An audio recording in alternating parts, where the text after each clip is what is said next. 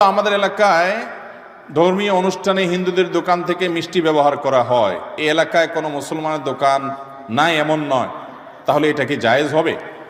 দেখুন, কোনো খাবার হিন্দুর দোকান থেকে কিনলে হারাম হয়ে যাবে ব্যাপারটা কিন্তু সেরকম না। দেখতে হবে যে খাবারটা পাক কিনা। যদি কোনো হিন্দু খাবারের মধ্যে কোনো নাপাক মেশায় তাহলে সেটা নাপাক হবে, যার কারণে খাওয়া হালাল হবে না, কেনা হালাল হবে। আবার কোনো মুসলমানও যদি একই কাজ করে সেটাও কি হবে? হারাম হবে, সেটা কেনা জায়েজ হবে। তবে এটা ঠিক যে আপনি সন্দেহপূর্ণ মনে হলে সেটা অ্যাভয়েড করে যেটা সন্দেহপূর্ণ নয় সেটাকে অগ্রাধিকার দিবেন। কথা বুঝেন নাই?